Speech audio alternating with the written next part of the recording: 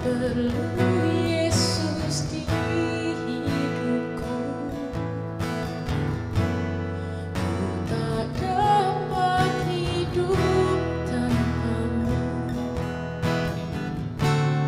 Ku ingin bersamamu selalu. Peganglah tanganku. Sekalipun aku harus melewati maut, aku mampu bila Engkau selalu besertaku. Ya Allahku, jangan pernah Kau tinggalkan aku. Ku perlu Kau dalam hidupku. Sekalipun aku harus melewati maut, aku mampu bila Engkau selalu besertaku. Ya Allahku, jangan pernah Kau tinggalkan aku. Ku perlu Kau dalam hidupku. Oh, sungguh kami perlu Kau. Kami perlu hadirat-Mu. Kami perlu penyertaan-Mu, ya Tuhan. Haleluya, haleluya. Oh Yesus,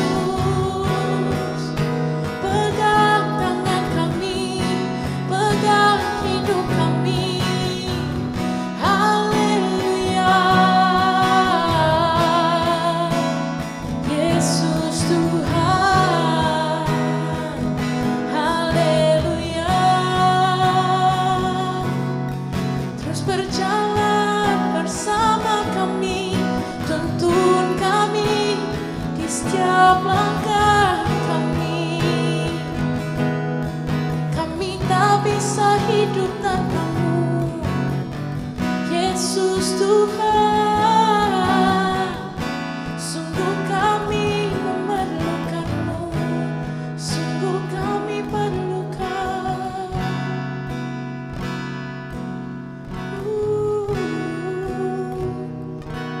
Sekalipun aku harus melewati maut, aku mampu bila Engkau selalu besertaku. Ya Allahku, jangan pernah Kau tinggalkan aku.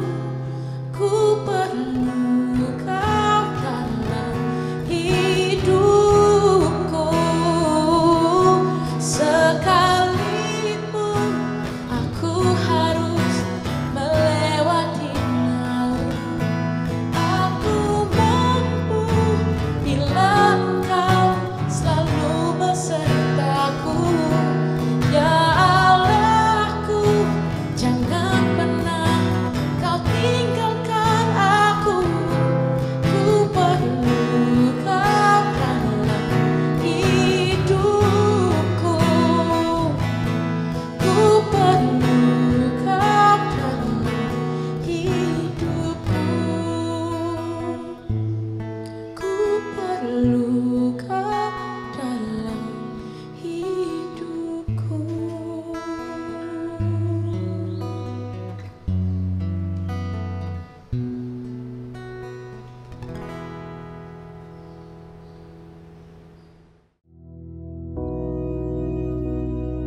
Bapa kami yang di surga, dikuduskanlah nama-Mu, datanglah kerajaan-Mu, jadilah kehendak-Mu di bumi seperti di surga.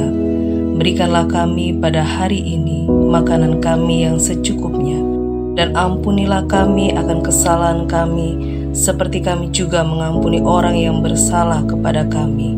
Dan janganlah membawa kami ke dalam pencobaan, tetapi lepaskanlah kami daripada yang jahat, karena Engkaulah yang empunya kerajaan dan kuasa dan kemuliaan sampai selama-lamanya. Amin.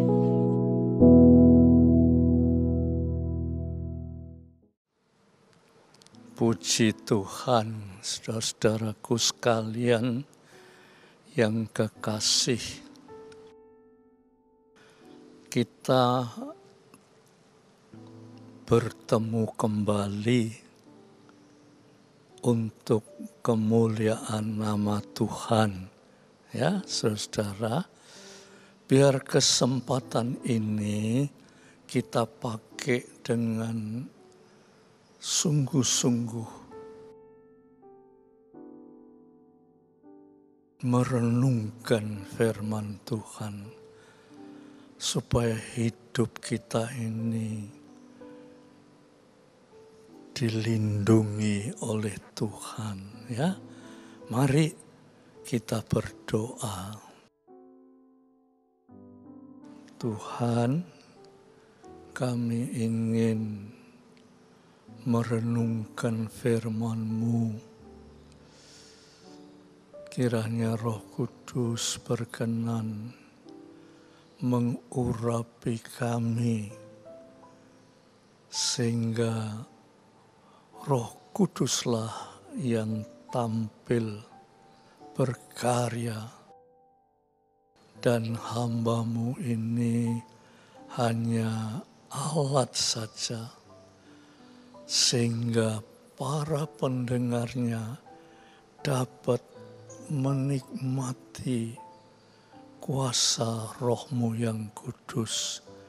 Terima kasih Bapa, di dalam nama Yesus Kristus. Amin. Saya ingin membacakan di dalam Injil Matius pasal yang ke-26 ayat 41. Ya, saya bacakan ya, dan saudara perhatikan. Berjaga-jagalah dan berdoalah, supaya kamu jangan jatuh ke dalam pencobaan. Roh memang penurut, tetapi daging itu lemah. Coba saya bacakan sekali lagi ya saudara. Berjaga-jagalah dan berdoalah, supaya kamu jangan jatuh ke dalam pencobaan. Roh memang penurut, tetapi daging itu lemah. Saudara-saudara, ayo kita renungkan firman Tuhan ini dengan sungguh-sungguh, ya. Dikatakan berjaga-jaga dan berdoa, ya. Berjaga-jaga, ya. Artinya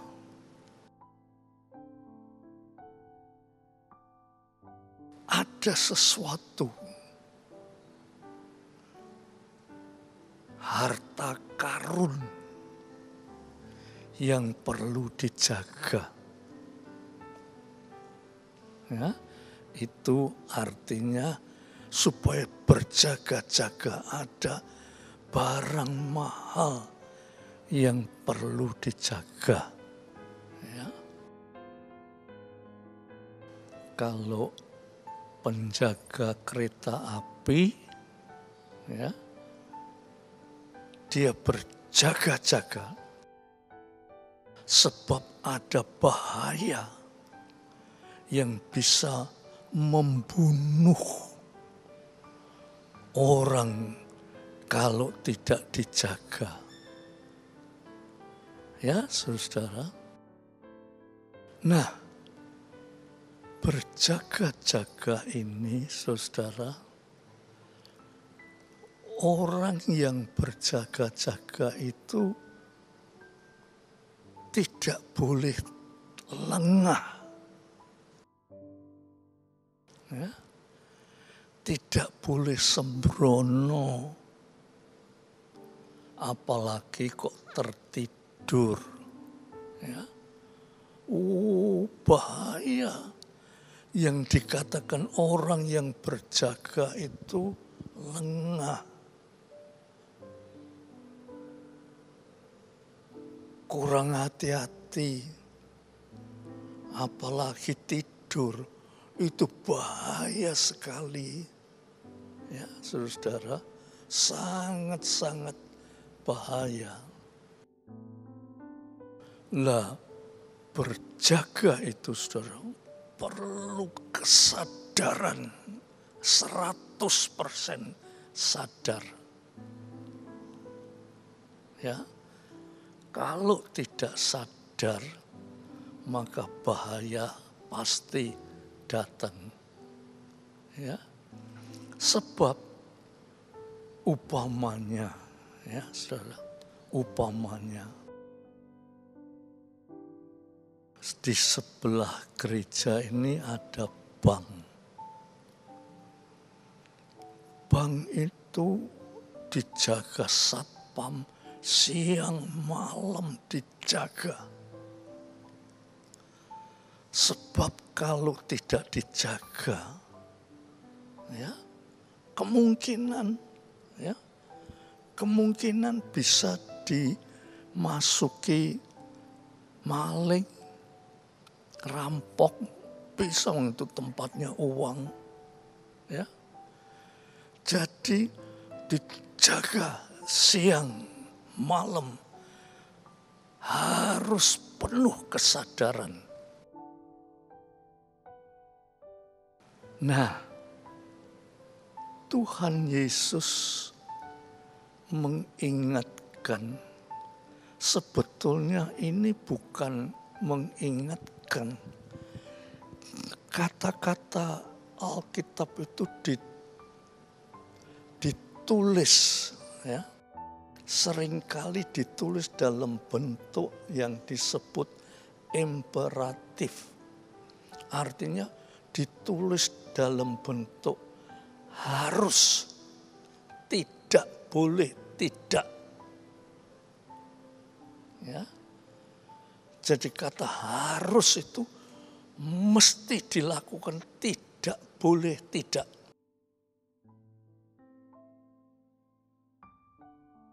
Berjaga-jagalah dan berdoalah. Saudara-saudara, orang yang berjaga itu, ya, perlu sekali kesadaran. Ya, perlu sekali kesadaran. Tidak sadar, ya apa? Lantas tiduran, wah bahaya. Harus sadar. Orang yang berjaga itu harus sadar.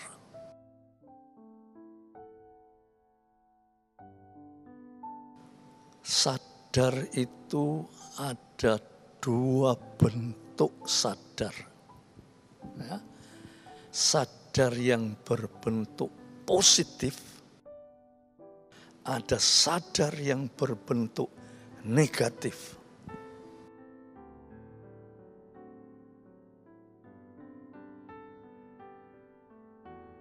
Loh kok aneh, sudah sadar, kok ada bentuk, wah ini bahaya saudara. Bentuk yang positif, ada bentuk yang negatif. Upamanya saudara, saya sudah sering memberi contoh ini, tetapi supaya saudara lebih mengerti, ya. seorang tentara yang sedang berada di medan perang. Ya, tentara yang di medan perang itu dia harus berjaga-jaga terus secara positif.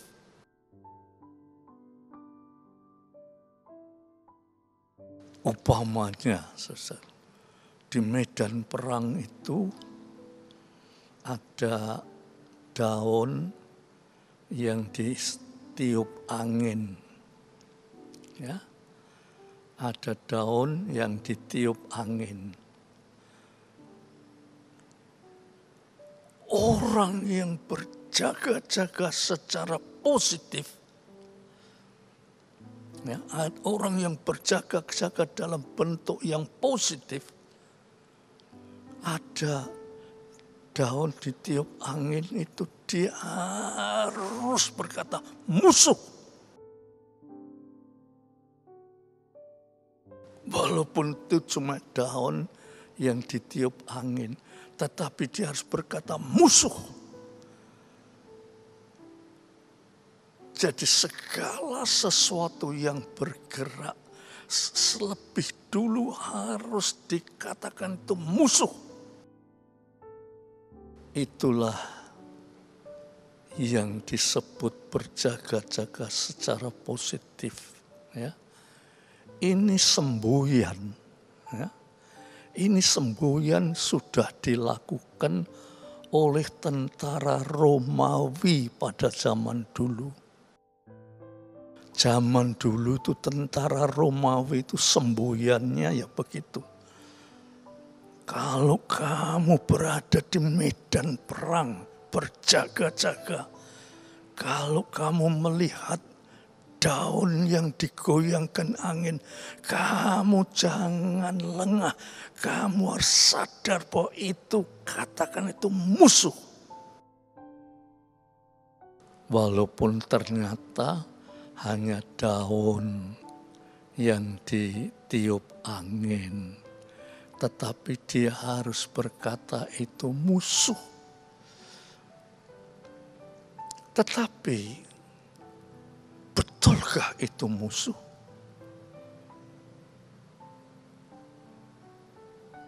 Di dalam pengertian berjaga-jaga itu, saudara, segala sesuatu yang meragukan itu dianggap musuh.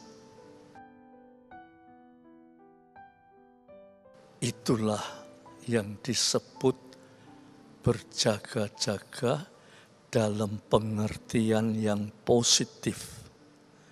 Tetapi ada juga berjaga-jaga yang berbentuk negatif. Ya. Kalau yang berbentuk negatif itu lihat ada daun yang ditiup angin, oh mek daun aja, ya. Tapi dia tidak pernah memikirkan bahwa di bawah daun yang lebat itu ada musuh. Dia tidak pernah mikirkan. Karena pandangannya negatif, oh cuma daun yang ditiup angin, ya. Hidup kita ini dikatakan oleh Tuhan, kita mesti berjaga-jaga dan berdoa. Nanti doanya saya teruskan ya, ini berjaga-jaga dulu. Saudara, berjaga-jaga itu harus penuh kesadaran. Ya. Ojo kita ini sesuatu olah mengunut doai, ya. Jangan cuma gitu saja, tetapi setiap kali kita sadar bahwa itu harus kita perhatikan. Misalnya, saudara, ini kita bicara dalam hidup sehari-hari. Kita itu sering mengumbar hawa, ya. bahasa umum katakan mengumbar hawa. Artinya kita ini tidak sadar mengumbar hawa. Jadi upamanya ngomong itu wah saenake. Apakah omonganku betul atau salah? Apakah itu perbuatan dosa atau tidak? Tidak kita pikirkan, kita itu ngomong. Nah, dari omongan itu saudara melahirkan suatu tindakan. Ya. Dan tindakan itu ke arah, karena bentuknya negatif ya. Tindakan itu arahnya kepada hal-hal yang negatif. Sehingga kita ini sebagai anak-anak Tuhan, lantas kita ini berpikir, aku ini jadi anak-anak Tuhan kok mek ngene-ngene tok ae. Ya. Apa hasil saya jadi anak-anak Tuhan kok mek gini-gini saja? Seolah-olah kita itu menyalahkan Tuhan. Tuhan, aku kurang opo Tuhan? Ya. Kok hidupku cuma gini-gini saja? Saudara, ini artinya orang yang tidak berjaga-jaga. Orang yang tidak sadar. Maka itu saudara, kita harus teliti terhadap firman Tuhan. Kita harus sungguh-sungguh kepada Tuhan. Ya, saudara. Sebab Tuhan itu luar biasa. Nanti saudara akan lihat ya. Tuhan itu luar biasa. Saudara, saya harap saudara itu bersungguh-sungguh di dalam Tuhan. Sadar. Ya, berjaga-jaga. Ojo sampai. Lah, mungkin saudara itu sampai di mana saya ini berjaga-jaga itu sampai di mana? Memang kalau kita berbicara secara manusia, kita ini sering lengah. Ya. Tetapi pengertian berjaga-jaga ini artinya orang yang harus penuh dengan kuasa Roh Kudus. Orang yang hidupnya harus dipimpin oleh Roh Kudus. Kalau tidak, saudara, sebab Roh Kudus itu penolong. Menolong kita untuk berjaga-jaga.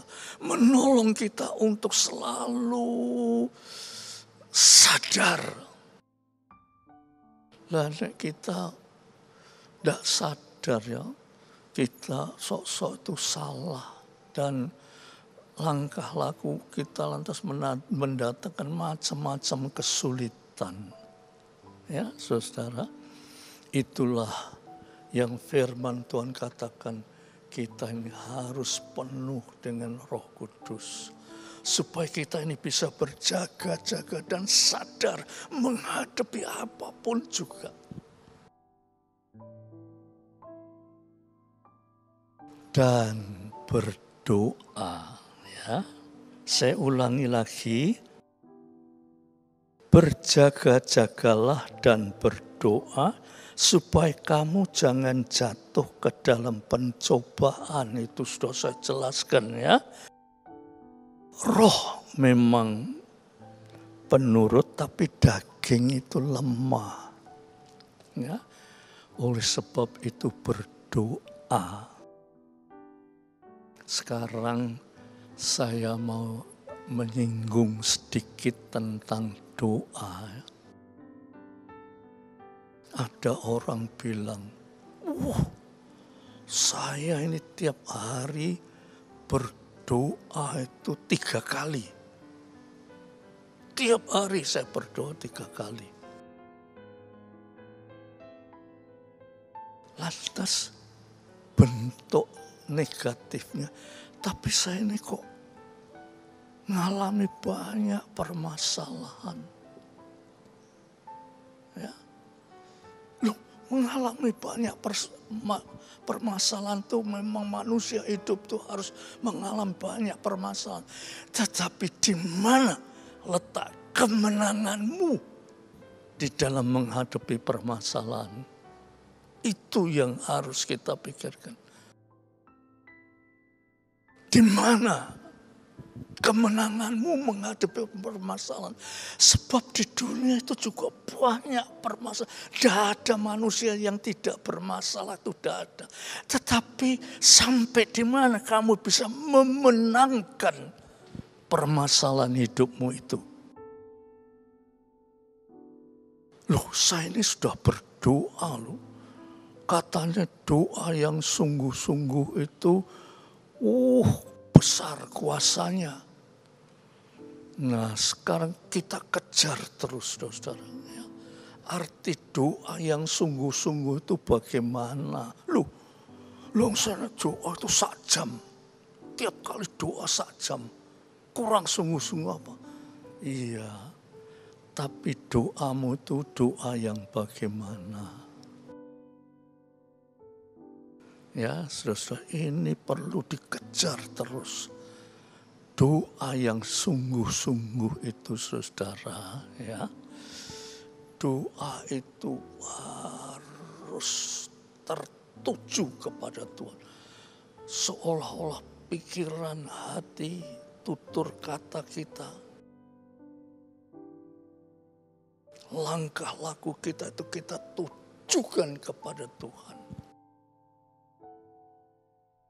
Laku doa 1 jam, saudara. Tapi doa ini kunci lewat. Ya doa, mulutnya kemak-kemik doa minta apa saja. Tapi pikirannya itu nyeleweng. Nyeleweng kemana? Tidak tertuju kepada Tuhan.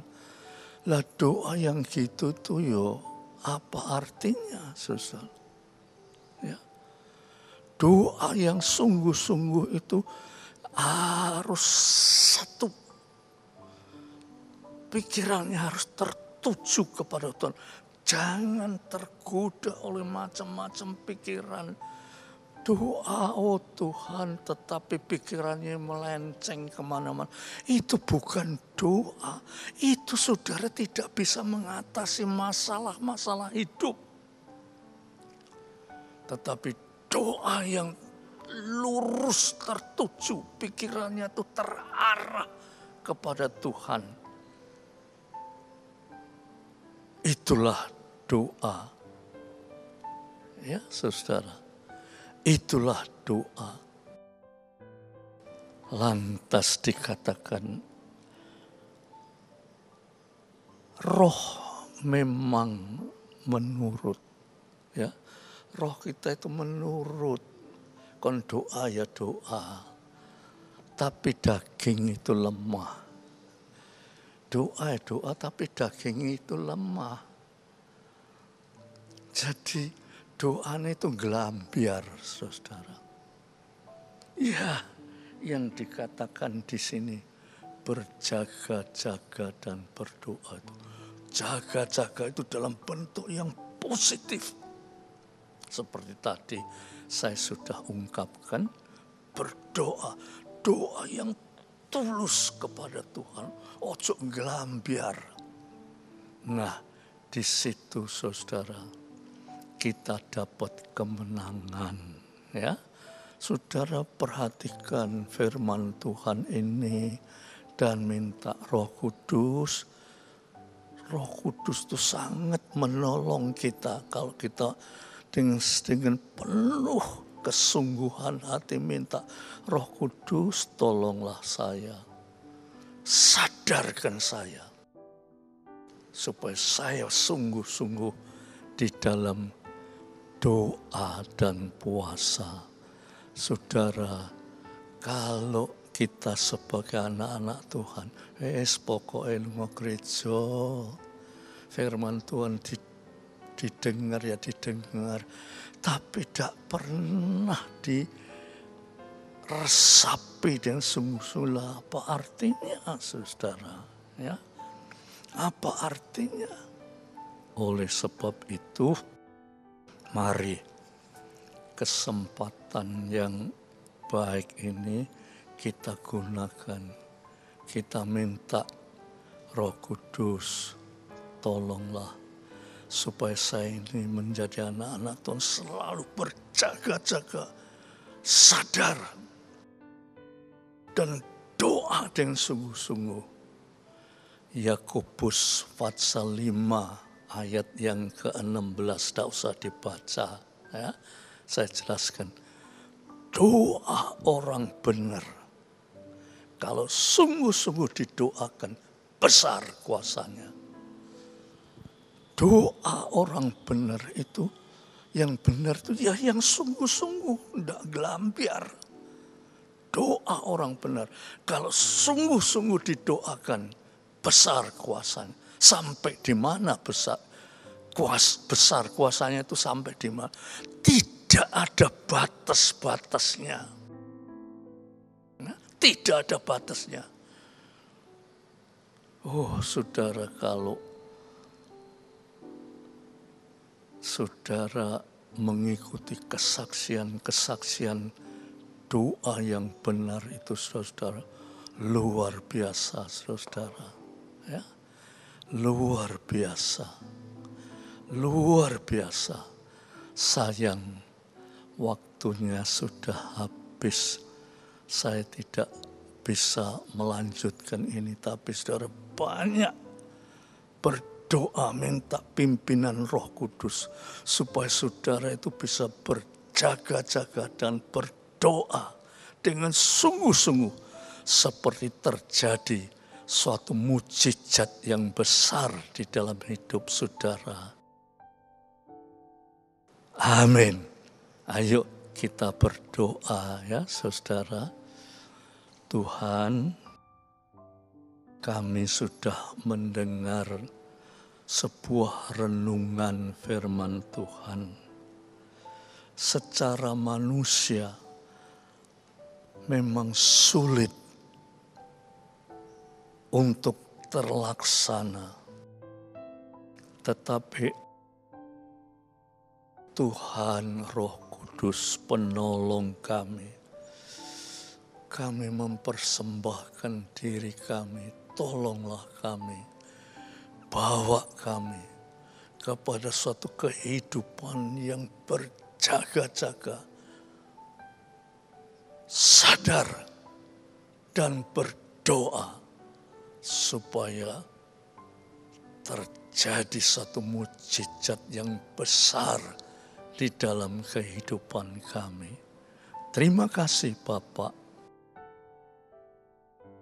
Biar damai sejahtera Bapa, berkat rahmat dan kasih Yesus Kristus, persekutuan oleh Roh Kudus atas saudara semua sampai Maranatha. Dalam nama Yesus Kristus. Amin.